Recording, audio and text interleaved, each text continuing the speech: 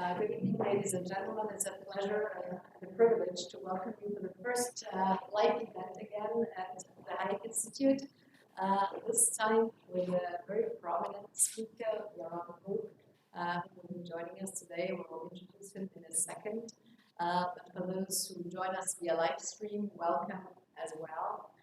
Just one issue: we will, as soon as we start the Q&A session, we will stop live streaming. So, as an incentive for you, come for the next event live. You will be able to talk with us. And the next event will be Capitalism, Cronyism, and the Entrepreneurial State with Peter Klein on the 28th of September. But without further ado, let me briefly introduce Yaron Brook to you. I had the privilege of knowing Yaron for, I don't know, almost 2 decades now.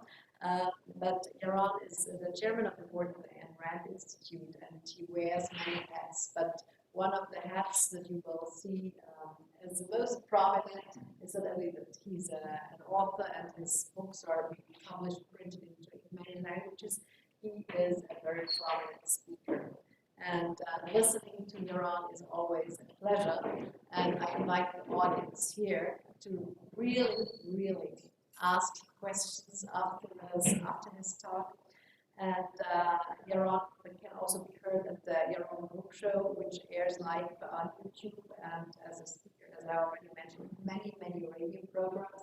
Plus that he, of course, has his weekly columns. He's in Forbes, where you can read him. He has his Wall Street every once in a while. But the most important thing is his recent book, The Pursuit of Wealth, The Moral Case of Finance, is definitely worth reading. So we will receive a box of books, and you can buy them via the Hayek Institute's website or the Austrian Economics website. And of course, this is all good. But one thing that I would also ask Yaron to touch upon was his book, Equal is Unfair: America's Misguided Fight Against Income Inequality. And having gone through a lockdown crisis now, this issue will be discussed in Europe more than ever. So I invite you to also ask questions in regards to that topic. Yaron, the floor is yours. And thank you very much for coming live to Vienna. Thanks. My pleasure. Thank you, Barbara. Thank you, Britt. I'm going to take this off. So yes, we've just gone through quite a crisis. We've gone through a period of time where governments have felt that they can lock us down, tell us to stay home. And the shocking thing is not so much that governments did that.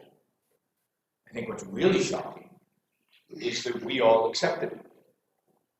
That country after country after country in the world agreed to the Chinese-style lockdowns. And no protests, no objections, nobody stood up, nobody tried to defend a basic fundamental liberty, which is to live your life. What the last, I think, 18 months have illustrated is, I think, a trend that we've been experiencing now for, I think, 20 years. A real steady decline in liberty in the West, freedom in the West. There was a period, not that long ago, for some of us, some of you might be too young, but for some of us, there was a period not that long ago where the prospects for freedom and liberty seemed incredibly rosy. They seemed incredibly positive. The Berlin Wall came down. Eastern Europe was liberated. It seemed like the West had won. You know, if you think about the 20th century, fascism was defeated, communism was defeated, and we end the 20th century with a real energy and a real thrust towards what seems like more freedom and more liberty. In Western Europe, you had Margaret Thatcher. In the United States, you had Ronald Reagan, revitalizing the ideas of limited government. Not quite as much as some of us would have liked, but Don't you miss Ronald Reagan and Margaret Thatcher? God, don't I miss them. As compared to anybody on the political spectrum today. So we went through a 20th century in which it appeared like the old collectivism was dead, and we were moving into an era of individual liberty and individual freedom. And now I think most of that turned out to be a delusion. But existentially, we have lived now 20 years of a clear move and decline away from that, not just in practice, because I think in practice we never moved that far towards freedom, but now in theory as well. There's a greater, larger and larger movement today advocating for a variety of forms of collectivism. That's true in America, that's true in Europe, that's true, I mean, think about Australia right now. I always thought of Australia as a free country. You know, you can't leave Australia. You're not allowed to fly out of Australia. Australia's citizens are not allowed to leave Australia. You can't leave Melbourne, 5-mile radius from your home. Sydney has been in lockdown for 120 days. This is supposedly a free country. But individuals can't make decisions about their own life, about their own risk tolerance, about what they can and cannot do on a daily basis. If you go out and demonstrate, I don't know if you've seen the pictures of Australian police beating up demonstrators in the streets of Sydney and the streets of Melbourne. And these are demonstrators demonstrating for what? For revolution? No, these are demonstrators demonstrating for, they want to go back to work. They want to start living their lives. But this has been coming for 20 years. And it's interesting because we're in September 2021 now. 20 years ago was, of course, the event that marked 20 years ago was 9/11. And 9/11, I think, began the explicit, the obvious, the perceptual level, if you will, a slide away from any liberty, freedom. 9/11 represents the beginning of the surveillance state of our rights being violated in a variety of different ways. Anybody remember when you went to the airport? You went to the gates and you got on the plane. Remember those days? And people would come, they'd send you off, and you'd kiss and say goodbye at the gate just before you entered the airplane. Now you have to go 2 hours in advance. You have to take off your shoes.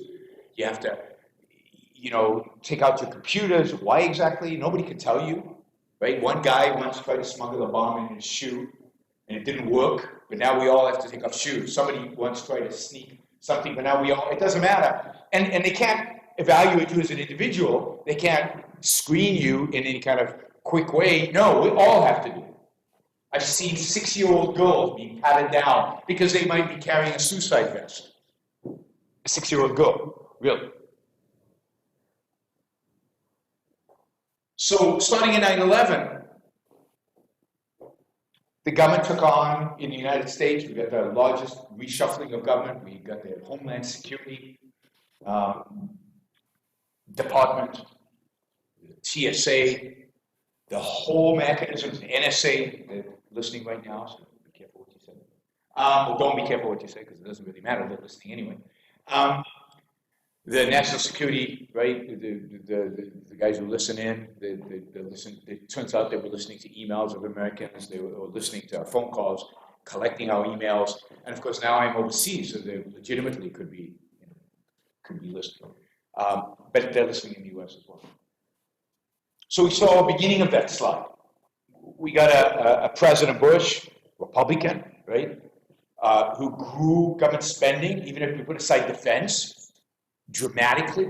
Yes, he cut taxes, but everything else, all government spending went up. We got the largest increase in the regulatory state. You guys don't know this in Austria, but we got Sarbanes-Oxley, right, this massive bill, ridiculous increase in the regulatory state in the United States during the Bush administration.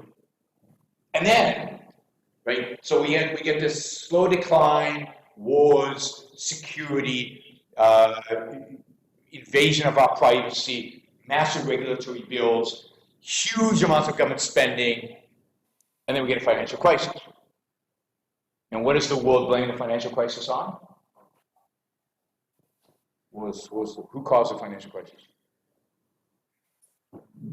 Capitalism, right? Free markets. All those free markets that existed in the 2000s caused, right? So in 2007 we had laissez-faire capitalism, and then we got a financial crisis in 2008 because of the laissez-faire capitalism. I mean, the stupidity of the argument that capitalism caused the financial crisis is mind-boggling, and yet the whole world has bought into that idea. Everybody today knows that banks, capitalism, free markets caused the financial crisis. So what's the response to the financial crisis?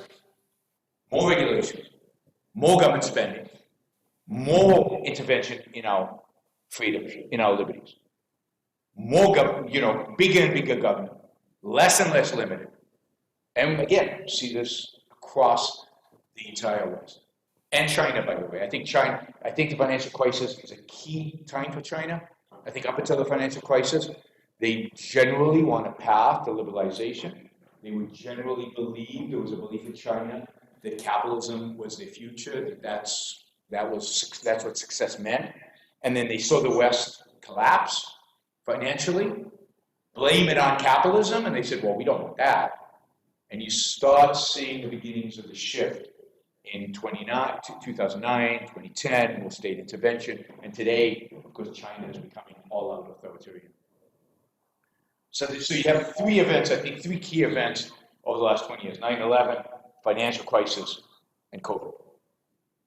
All bolstering the case of collectivism, state intervention, unlimited government, reduction in individual liberty and freedom. And what's amazing about it is that those trends over the last 20 years come from both left and right. The whole question of left and right we used to have this vague idea that the right represented free markets and the left represented socialism. But if you look at the American right over the last 20 years has represented big government, lots of government spending, and a state that monitors what you do because of fear of terrorism. It's always fear of something. And you see an entire political party that used to at least talk free markets. They didn't do much other than maybe talk free markets, completely shifted. Today, the Republican Party stands for industrial policy. There's the nationalist conservatives, industrial policy, managed economies, increased government spending. There's no talk of shrinking deficits, shrinking spending, shrinking government, limiting government in any kind of way, expansion, and anti-immigration, and it's not just illegal immigration, anti-immigration. There's almost no immigration right now in the U.S. And generally a retreat from any ideas of individual liberty. We've got a left that's gone way to the left with wokeism and cancel culture, and you're not allowed to say this, and you're not allowed to say that, and if you do, we fire you.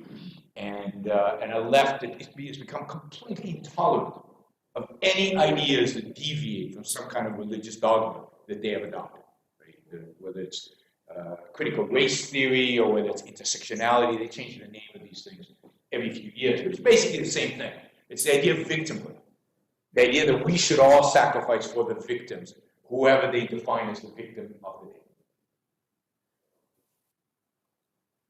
When we look at the political landscape today, we basically, in the US, you look at the UK, Boris Johnson is a conservative. Conservatives used to stand for what? Well, they used to stand for at least a semblance of, nothing radical, right? But a semblance of, free markets, resistance to the left, reforming the welfare state, making it smaller and more efficient, right? Lower taxes, generally. At least in America, they're very good at lower taxes. It's the only thing that Republicans are good for is lower taxes. What has Boris Johnson done since he became prime minister? Well, lock the Brits up. He's just announced he's increasing taxes. He furloughed all employees in the UK during COVID, so everybody got a check. Every Brit got a check. It's just lots of money in the economy right now. But shortage of labor, there are no workers. Can't find workers. I was just in London. You talk to restaurant owners, you talk to shop owners. They can't find people to work because people are getting checks from the government. And even when they stop getting checks from the government, they got used to not working. It's hard to go back to work. It's slow. Expanding the NHS, National Health Service, which is a religion in the UK. You'd think the Conservatives would want to shrink it, privatize pieces of it. No, he wants to grow it. And the big thing that Boris Johnson is very excited about is converting the UK to what my friend Alex Epstein calls unreliable energy. Solar. Can you imagine solar in England? Have you ever been to England? I mean, it's much worse than Austria even, in terms of how little sunshine they get. They want to put solar and wind all over England, as if that is the solution. Right? It's a little bit like your neighbor. I don't know what's going on in Austria, but Germany is the caricature of this, right? They went to solar and wind, shut down nuclear, eliminated nuclear completely.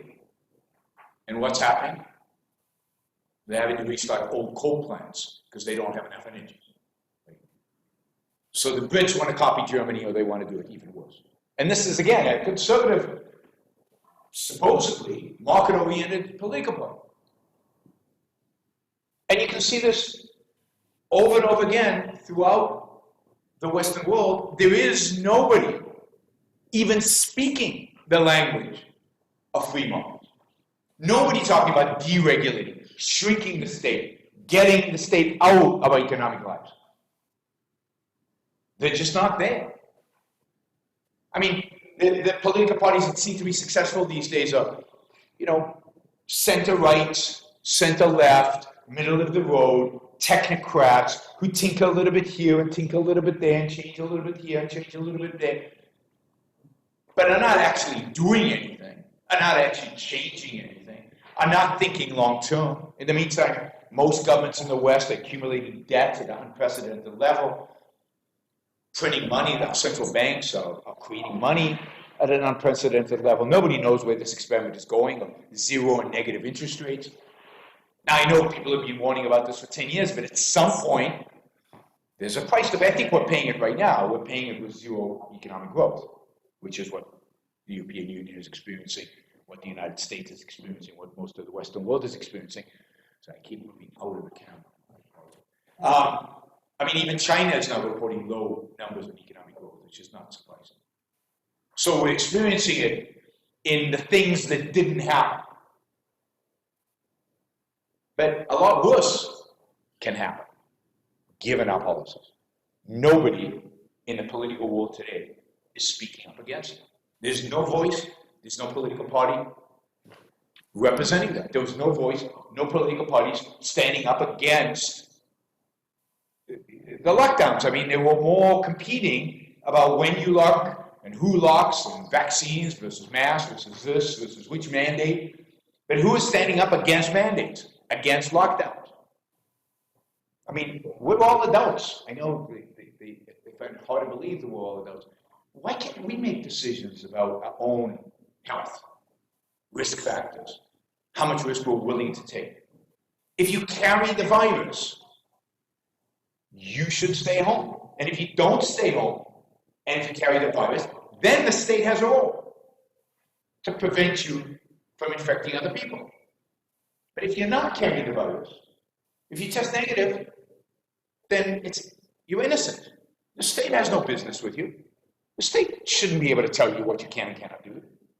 Isn't that the whole principle of liberty? If you're not a threat to other people, the state has no business in your life. So if you think about it, what the state should have done at the beginning of the pandemic, and the state has a role in the pandemic, is to test, trace, isolate, which is what the Taiwanese did, and they've had almost no COVID. Because every time there's a little bump, they test, trace, isolate the people who have it, leave everybody else alone. And people wear masks, not because they're told to wear masks, but because the Asians have they wear masks during flu season even. So they just wear masks.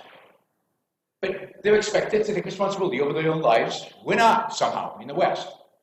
We are treated as one blob of a collective, as mindless, ignorant, irresponsible, just waiting for the authoritarians in charge to tell us what we can and cannot do, what we can and cannot wear, what diplomas we have to show in order to get into restaurants, in order to do business, because the restaurant owner can't decide for themselves what risk they're willing to take.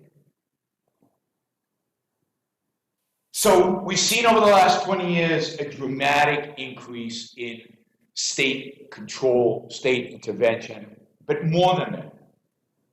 Because I think the really scary part of the last year and a half for me has been the people's response. More than that, we've seen people accept the role of the state in their lives. Whether it's accepting that 9/11 requires all the security, or whether it's accepting that COVID requires that we all be locked down. We've just been, in a sense, dumbed down, but what we've really been told is that we don't have to take personal responsibility, and we don't need to take personal responsibility. Somebody else is taking care of us. And in a sense, what we're seeing in the last 20 years is the ultimate victory of the collectivists, who we thought we beat. It turns out that we never actually crushed them and beat them. Because I don't think we ever conceptualized the battle right.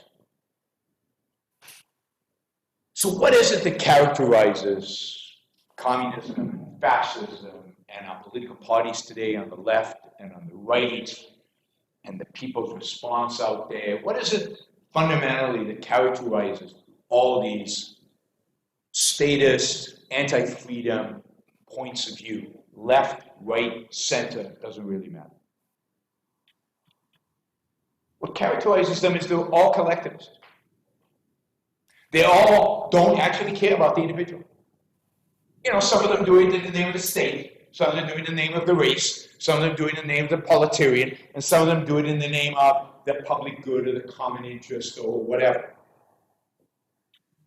But all of them don't actually care about you as an individual, don't believe you can take care of yourself, and try to dumb you down to convince you that you can't take care of yourself, because that's when you'll turn to them. Because if you're convinced you can't take care of yourself, then you need somebody to tell you what to do.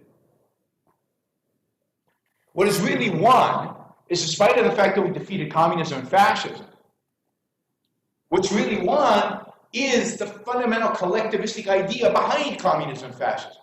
We call it something different. And if you think about in the US, and I don't know how much you get the critical race theory and all this stuff here in Europe, but I mean, that's collectivism 101. You all should be defined by the race, by the color of your skin. I mean, they are resurrecting racial theory in a way that is unbelievably shocking. I mean, you are defined by your race. I mean, if a white person said what they are saying, they would be called a Nazi. Again, collectivism. You as an individual don't matter. What you do doesn't matter. Your mind doesn't matter. What matters is what somebody believes is the interest of the group. And this is the rise of tribalism we're seeing all over the place, where people, and again, you're seeing the tribalism on the left, where, these kids who do critical race theory, they don't understand what the hell they're talking about. They have no concept of it. They've been given a formula. They've been given, somebody told them what to do and what to say and how to say it, and they go and do it. And you're seeing on the right, with people mindlessly repeating talking points they heard on Tucker Carlson or by Donald Trump the day before, and now they're just repeating them. They don't know what they're talking about. But on both sides, it's just mindlessness, because that's what collectivism is. Because collectivism is the theory that says the individual doesn't matter, the group does. And what we need to do is do what's good for the group. But how do we know what's good for the group? Because the group doesn't talk. The group doesn't think. There's no collective consciousness. Where is the good of the group? Where do we find it? Well, we need somebody to articulate it for us. I mean, that's why all groups need leaders. Right? I mean, how do we know what the Aryan race wants? Oh, we need a Führer for that. He communes with the spirits of the Orient people, and he tells us what they want. How do we know what the proletarian want? The proletarian don't have a voice. There's no proletarian mind. They need a leader. They need a Stalin to commune with the spirit of the proletarian and speak to us and tell us who needs to be sacrificed to whom. It's always about sacrifice. And how do we know what critical race theory or whatever these things want? We need a leader. Collectivism always leads to authoritarianism. There's no other out. And the people in the middle, the moderates, they can postpone, they can delay, because they have this general feeling that authoritarianism is bad. But they're playing right into the game because they're just tinkering at the edges instead of standing for the opposite of collectivism, which is what? What's the alternative to collectivism? It's individualism. And individualism is what made the West the West. Individualism is the idea that individuals have the capacity to take care of themselves, the capacity to know the truth, the capacity to choose their values, and the moral standing to do so, that their lives matter, that their lives, in a sense, are the only thing that matters. Each individual as a separate being, the sanctity of that individual life. If you think about the Enlightenment, which I think is the birth of the ideas of freedom and the ideas of liberty that I think everybody in this room embraces. I mean, the origins of those, at least in the modern era, are in the Enlightenment in the 18th century. What are the key discoveries of the Enlightenment? Well, basically two. One is that each one of us has the capacity to discover truth. We have reason. Each individual. Truth is not revealed. Truth is not in ancient books. Truth is not something only some people have. But truth is something that anybody can discover using a particular method, the method of logic, the method of observing reality, the method of understanding, of integrating, of using reason. And everybody has it. And now, today, I say that, everybody goes, yeah, okay. But think about the 18th century, right? In the 18th century, you don't get to choose anything as an individual. Why? Because you don't know anything. You're assumed to be too ignorant and too incapable of knowledge. Truth comes from the experts. The experts happen to be priests at that time, or happen to be, kings or queens or emperors or whatever. They tell us how to live. What's your profession? How is your profession determined back then? Right? I mean, you get to do what you want to do. You get to choose. Or if you're a woman, you certainly don't get to choose, right? You have no profession. There's no profession. Women are not professionals. They don't have jobs. And men, how do you get to choose your profession? Well, in most places, you do what your father did. You join the guild, right? Whatever your father did, you do. One of the most fascinating facts, everybody knows Leonardo da Vinci, one of the great geniuses of all time. Why did Leonardo da Vinci get to be a painter and an engineer and an architect and an advisor and all these things? How come, like in the Renaissance, why didn't he just do what his father did? Like he was supposed to become a notary. Notary, guys, witness documents and he signed, right? Why didn't Leonardo da Vinci become a notary like his father? What made it possible for him to have this amazing career that we all benefit from to this day? Anybody know why Leonardo da Vinci was different than anybody else in that period? He was born out of wedlock. He was an illegitimate child, and therefore the guild wouldn't accept him as a notary. You had to be a legitimate child in order to join the guild. So he was free because he was a bastard. I mean, that's incredibly cool, right? But you had to be a bastard to be free. Everybody else. Imagine the waste of all the Leonardo da Vinci's who got to be notaries because they were born to a father and mother, right? To a married couple. But that's the world. You didn't get to choose your profession. You didn't get to choose who to marry. You didn't get to choose who your leaders were. You didn't get to choose pretty much anything. You were born pretty much with about the same wealth as you died with.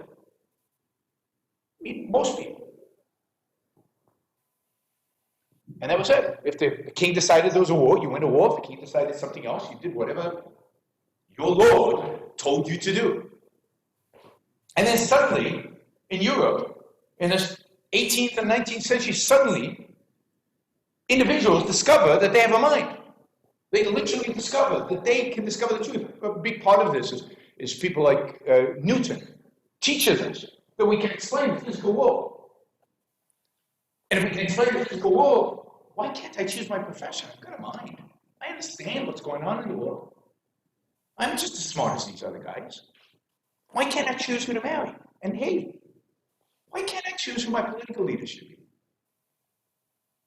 I mean, literally, it's the birth of reason. The Enlightenment is called, another name for the Enlightenment is often called the Age of Reason. It's the rebirth of reason, the rediscovery of reason, that makes possible political freedom, because suddenly it says, you have a mind, therefore you can be an agent, therefore you can act. You are responsible. Because up until that point, the assumption was what? We all don't know the truth. We can't discover the truth. What philosopher teaches us that? We're just in a cave. We see shadows. Plato. Plato taught us. And Western history is dominated by Plato, basically from Greece on. But we can't know the truth. The truth is in another dimension. It's in the world of forms. Only certain individuals, the philosopher kings, can commune with the world of forms. And then they come back into the cave and they tell us what reality really is like. And maybe they help us see the light. But we as individuals can't do that. We're just watching shadows. We're too incompetent, so we can't make choices. And if you read Plato's Republic, it's about the most authoritarian, state ever, right? I mean, he has nothing on the communists. Everything is regulated. Everything is controlled. Why? Because people are too dumb to take care of themselves. So somebody has to take care of them. Plato cares. So we discover that, no, Plato's wrong. Aristotle turns out to be right. Aristotle is Plato's student. Aristotle goes, no, there's no world of forms. It's just mysticism. It's just, you can't prove that. This is knowledge. Knowledge is right here. We can see it. Our senses are valid. We can use our minds. We can discover truth. Aristotle's the first real scientist. He, in a sense, puts together scientific. He's wrong about almost all his science. But his method is basically the right method. So, in a sense, in the Enlightenment, it's a rediscovery of Aristotle. It's a bringing in of Aristotle into life, and a rediscovery by everybody of Aristotle's ideas, of the idea that we're efficacious. We can know truth. And then, if we can know truth, if we can make choices, if we can live, then what do we want to live for? Well, we want to live to be happy. I mean, the first conceptions, this idea of being happy as an individual, start arising during this period. And we say, yeah, I can make choices in my life in a way that'll make me happy. That's my job in life. So you get this individualism, right? I'm capable of achieving success, and I want to be successful. I want to live. I want to make choices about how to live. And out of that comes the whole liberal revolution, the whole revolution of political freedom comes out of that. Starting in 1776 and sweeping across Europe and the rest of the world over the next 200 years. But it's all in the name of this new philosophy, really a philosophy of individualism, of the value of the individual, and the value of his freedom. Because in order for me to use my mind, in order to pursue the values that I need in order to be happy, what must I be? What must be eliminated from the world so I can think, act in pursuit of my judgment, my values, my happiness? What must be eliminated from the world? force, coercion, authority. And there's a concept for that. There's a concept for that they came up with in the Netherlands, and John Locke solidified. And that concept is individual rights. Individual rights are not implanted in us. They're not something we're just born with magically. Individual rights are the conditions under which we as human beings thrive, survive in a social context. When other people are involved, we need protection from them because some of them are bad guys. Rights recognize the fact that you, every one of us, should, in a social context, should be free to pursue his life and act on behalf of his life, free of coercion, free of force. Rights are just a recognition of freedom, that freedom is the way we should live. Freedom is the appropriate way of living for individual human beings. And for a while, Western civilization swung towards individualism.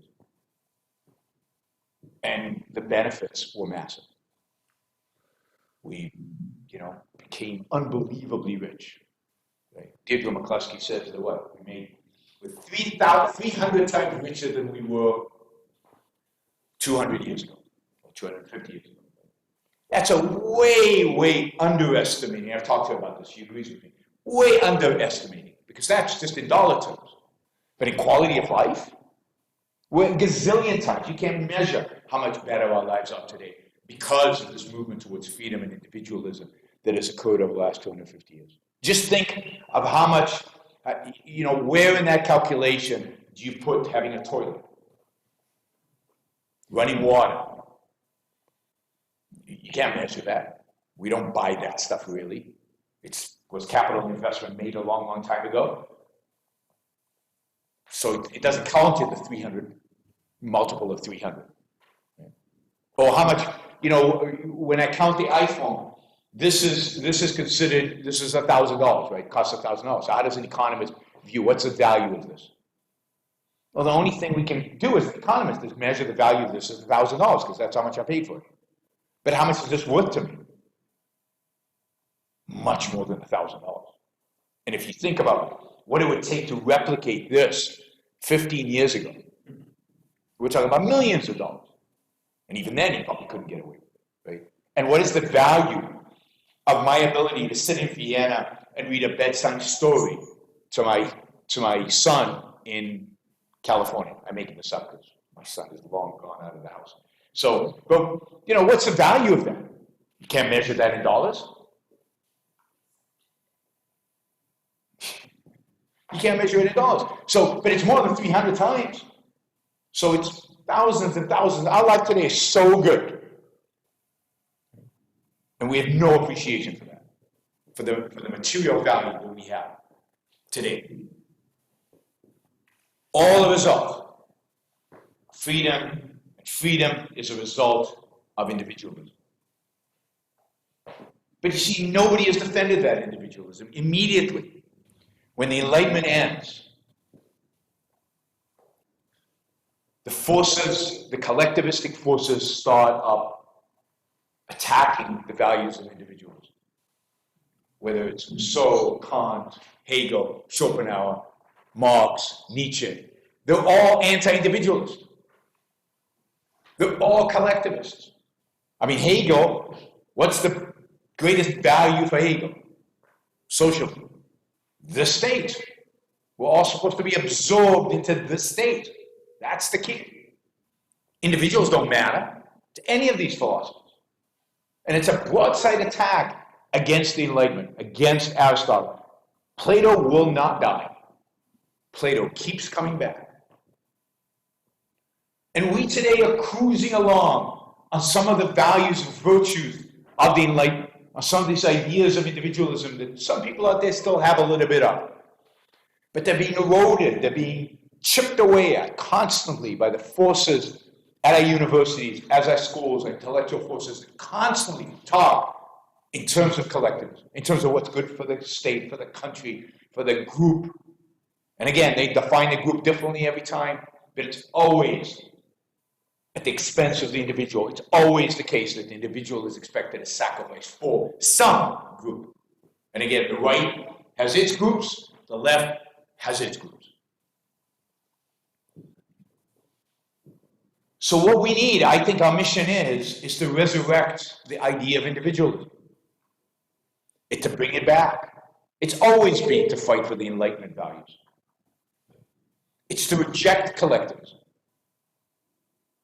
All kinds of collectivism, not just the ones we happen to dislike at the moment.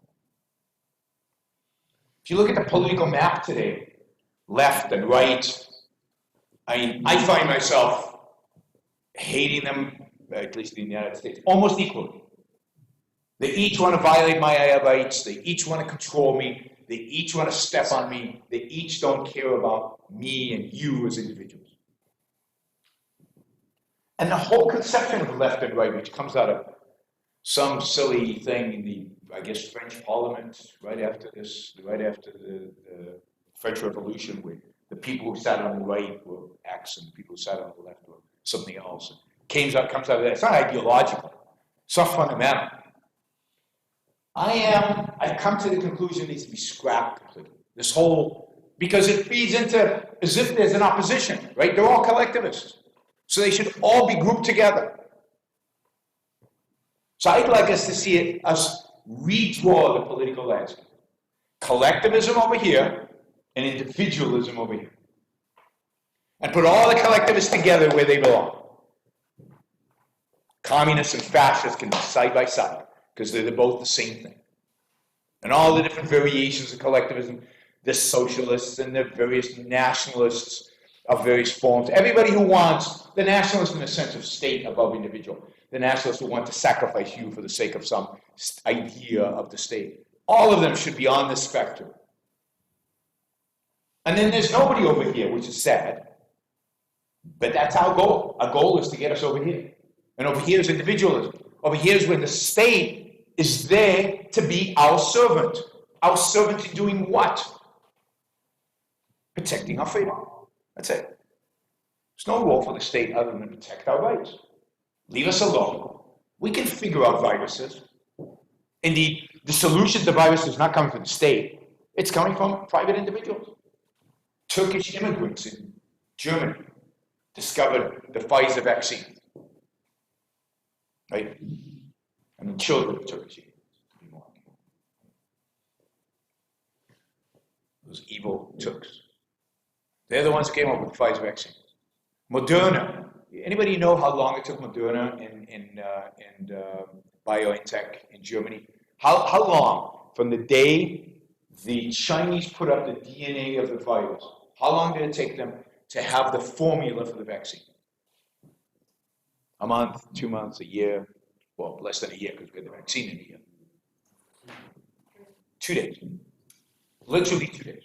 Because they had the platform, they plugged in the DNA, and they got 2 days, they got the vaccine. In a month, they had the liquid. They actually had a vaccine. They sent it to the FDA for, animal trials, safety. By June of last year, we had vaccines that were safe. They'd been tested for safety. They hadn't been tested for efficacy, for whether they would work, but they were safe. By June of last year. Now imagine a free market, imagine a world in which we didn't have to beg the government to approve what we thought was healthy for us. Imagine a world in which the drug companies came to us and said, look, we've got a vaccine. This thing is killing hundreds of thousands of people. Anybody who wants it, we'll provide it. Here are the risks. They are risks. We've tested it to the best of our ability. We think it's safe. Maybe they even have you sign a release of liability. And then most of us wouldn't do it. God, it's an experimental drug. We don't want to do it. But some of us, maybe like me, who are first adopters, would go and get vaccinated, and you all would watch. Ooh, he hasn't died yet. He's still standing. Okay, so more people. And by December, when the FDA finally got around to approving the vaccine, half of us would have been vaccinated. You would have saved hundreds of thousands of lives. And that's how a free market works. It assumes that you can make decisions for yourself and that people can negotiate And yeah, some people make stupid mistakes. Okay, so they make stupid mistakes, and they suffer the consequences usually. But no, those kind of choices are beyond us. We can't make decisions for ourselves. We need a board of supervisors to decide who gets vaccinated, when, how much. And we need the government to buy all the vaccines because we can't buy them for ourselves. Our businesses can't buy them. Insurance companies can't buy them. Hospitals can't buy them. The government has to buy all the vaccines and then distribute them. And they're very good at that. We know how well the governments are at distributing stuff. In the United States, compare how the vaccine was distributed by the US government versus how Walmart distributes stuff every single day. Or Amazon gets packages to my door within 24 hours. Imagine if Amazon was in charge of distributing the vaccines. It would have been a complete game changer. And yet, nobody even thinks about that. It's inconceivable in the world in which we live, where the assumption is, again, we as individuals don't matter and can't make decisions for ourselves. So we need to redraw the political map. We need to call the political parties that exist today what they really are. They're all collectivists. Some of them are moderates, so they're not quite as authoritarian as others, but they're still collectivists. And we need to start drawing up who are the individualists? Do they exist out there? How do we educate people about the value of individualism? It's not that long ago that, at least in America, people thought that that was a good thing. That's changed. America's changed over the last 20 years. I moved to America 34 years ago, and I've seen this dramatic decline over the last 34 years. Not just in the politics, not just in the economics, but in the spirit of people. I came right at the end of the Reagan administration where there was an optimism, a positivism, an individualism, a can-do attitude, an entrepreneurial attitude. And most of that is gone. It's sad to see. But the U.S. has become, I don't want to insult you guys, but it's become like Europe. It's lost what it was to be American, which was that individualistic spirit. So that's the new political spectrum. What we need to rediscover are the ideas of that Enlightenment. The ideas that I think are represented in what I think is the most important political document ever written, which is the Declaration of Independence that was written by Thomas Jefferson. And the idea there it was not that we're creating this new state, this new country for the common good and the public interest, so we can sacrifice some people to others. None of that is in the Declaration of Independence. Indeed, that's what they're rebelling against. This country was founded on the idea that what matters are individuals. The country was founded on the idea that governments are instituted for one purpose and one purpose only: to protect those individuals, to protect their rights. And it's stunning, right? A whole country was founded on a moral, ethical idea of individual rights, of the fact that individuals should be free because that's the appropriate way for people to live. That's the only appropriate way for people to live. I mean, nobody could write a document like that today and be taken seriously. But that's what we need to rediscover. That's what we need to fight for. The right to life. To live your life as you see fit, based on your judgment, based on your values. No authority can tell you what to do and what not to do. Unless you're a threat to other people, nobody has a business in your life. The right to liberty.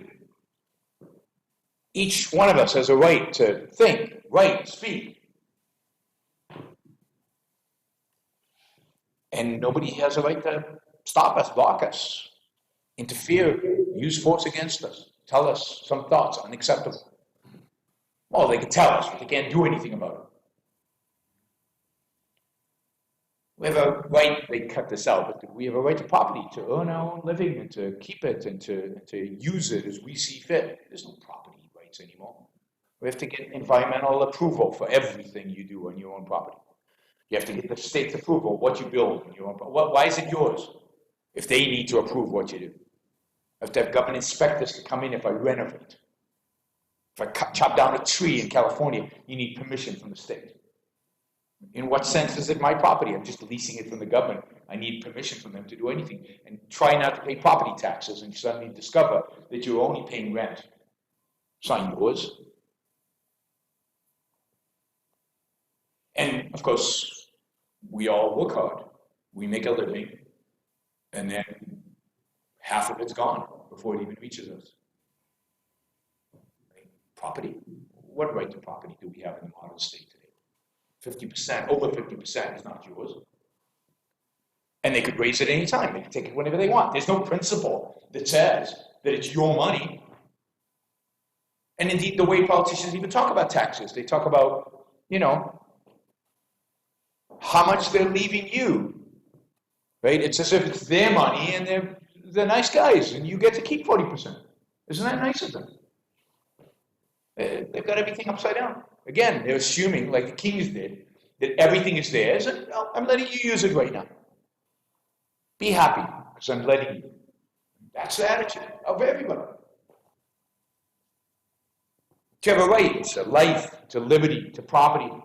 And maybe most importantly, you have a right to pursue your happiness.